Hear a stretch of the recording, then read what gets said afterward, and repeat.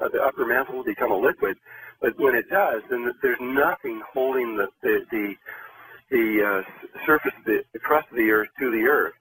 Now, the tectonic plates are constantly moving, and over 13,000 years they change position slightly. And another big factor is the ice at the South Pole develops off-center. This is a huge piece of ice, 2 miles high or more, and it's off-center. Well, if suddenly all of those factors happen, then this ice would move in, the whole thing would come back into balance. It would choose a new balance, and that would cause the poles to come into a new location on Earth. Now, while this was going on, what happens to buildings? What happens to all of us? Well, the last time this took place, there was no civilization except if you agree with Atlantis and places like that. Yeah. But there was very few human beings on Earth, and so we don't really know, right?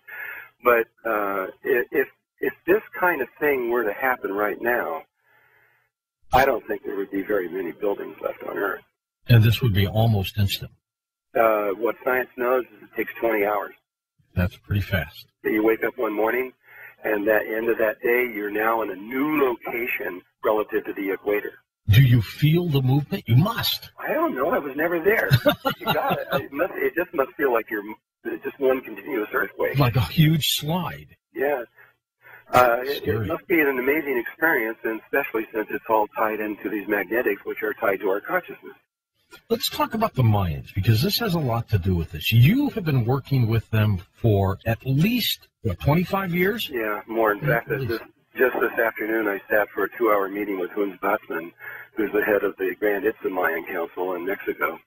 What are they saying about this ominous date? And is it fair to call it an ominous date? Well, they have two. The idea is that the Earth has, that humanity has developed around the Mayan prophecy and who the Mayans are. They say it's just completely wrong. In fact, they say that according to Don Alejandro Cerrillo, they haven't said one single word themselves for 523 years, I think it is, over 500 years. And that they're about to speak out. They're about to make a true prophecy. And the reason they're about to do it is not to just for an ego point of view or anything, but they feel a responsibility. They say they were here 13,000 years ago, and they remember what happened.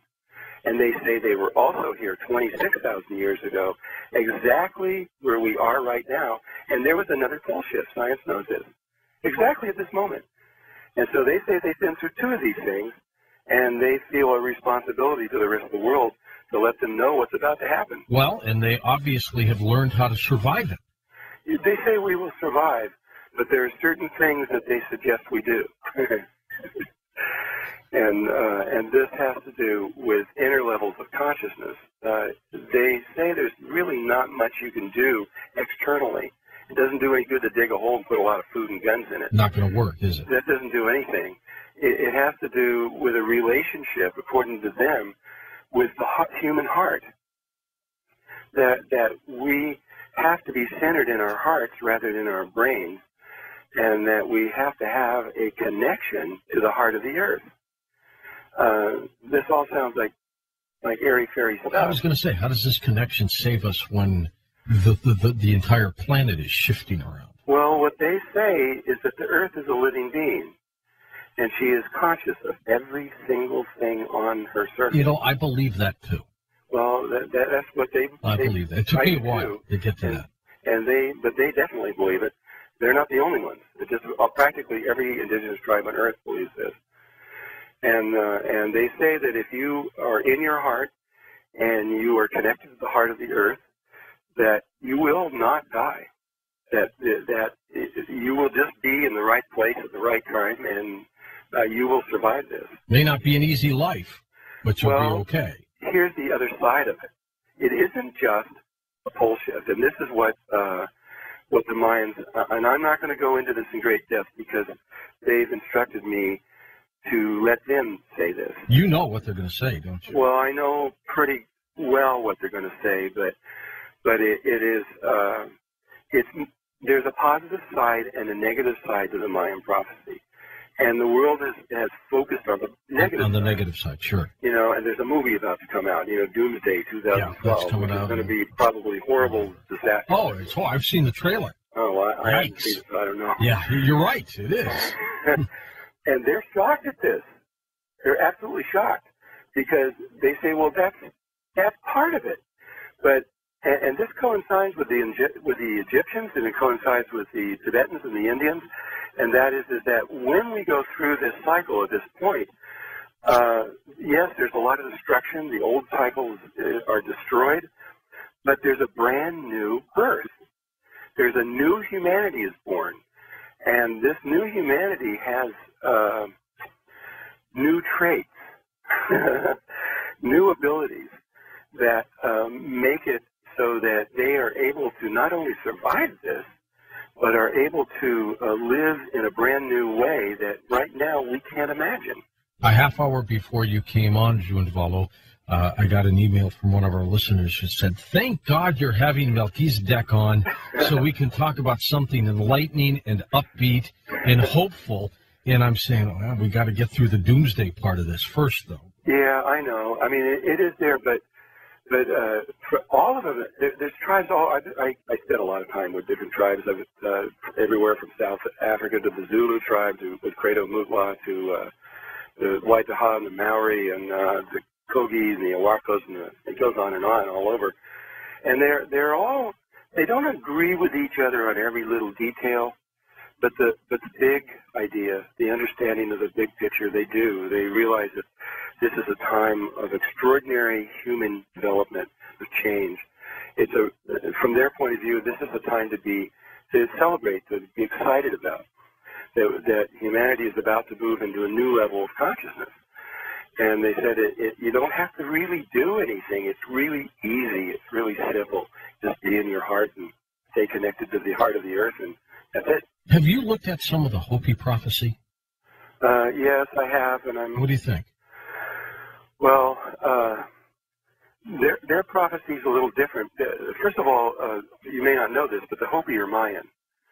I do not know that. No. And they have told me this, both the Hopi and the Mayan. I went down there with I don't want to say their names because they don't like it too much, but I was one of the historians for the Hopi tribe. Went to Guatemala to be with the Guatemalan Mayans. These are these are considered the leaders of the 440 Mayan tribes. And when we were down there and speaking with them in council, that's what was revealed there, is that the Mayans told the Hopi to leave and go to the Four Corners area because they knew at that time that at this moment where we are right now, that there is a special relationship with this area here in the Four Corners area for this time. And I don't know what that is because they wouldn't tell me. But they did say that the Hopi were Mayan and went up there, and the Hopi elder that was with me admitted, said, yes, we are Hopi and we know that. The Hopi prophecy is pretty doom and gloom. Yeah, but you haven't heard the second part of it. No. That they've only released the first part, and that's pretty much what you've heard from the Mayans too. The second part, I'll just give you a little bit about this, is that once we get to the other side, we enter into the new reality in the fourth dimension, not in the third. And in the fourth dimension, we become creators. Whatever we think and feel happens. This is what it's a whole new ballgame. And in fact, this is what throws people out of it, because if you go into that state in fear, that's what you create, and it destroys you. It throws you back out. But so the only people that do survive this, if the fourth dimension does enter into this way, they say, is those that are in their heart and are connected with the heart of the earth and are loving people, and they will create loving worlds. But then they say that once we enter into that level of consciousness, that once we get to the place where we are actually creating everything as we go, this is when the ETs make their entryway to us, because then we're entering into the same level that they're on. All right, I want to talk with you about that when we come back in just a moment. Our special guest tonight on Coast to Coast AM, Drunvalo Melchizedek. He's the author of Serpent of the Light, Serpent of Light Beyond 2012. We'll be back.